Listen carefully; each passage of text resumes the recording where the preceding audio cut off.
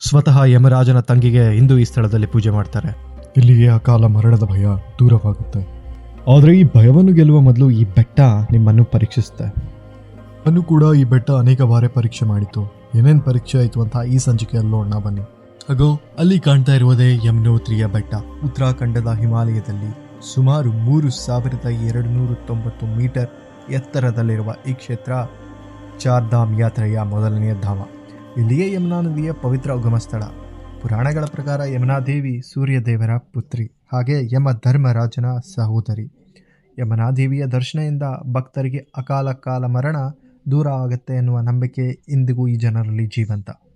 1839ರಲ್ಲಿ ಗಡ್ವಾಲದ ಮಹಾರಾಜ ಈ ಗುಡಿಯನ್ನು ಕಟ್ಟಿಸ್ತಾನೆ. ಹಲವು ಬಾರಿ ಪ್ರಕೃತಿಯ ವಿಕೋಪಗಳಿಂದ ಈ ಧಾಮಕ್ಕೆ ಹಾನಿಯಾಗಿದ್ದರೂ ಮತ್ತೆ ನಿರ್ಮಾಣಗೊಂಡು ಲಕ್ಷಾಂತರ ಭಕ್ತರಿಗೆ ಇಂದಿಗೂ ಆಶೀರ್ವಾದ ನೀಡ್ತಾ ಇದ್ದಾರೆ. ಆದರೆ ಈ ದೇವಸ್ಥಾನವನ್ನು ತಲುಪುವ ಕತೆ ಹೇಳಿದಷ್ಟು ಸುಲಭ ಅಲ್ಲ. ಒಂದು ಕಡೆ ಎತ್ತರದ ಬೆಟ್ಟ, ಇನ್ನೊಂದು ಕಡೆ ಆಳವಾದ ಕಂದಕ, ಮಧ್ಯ ಮಳೆ.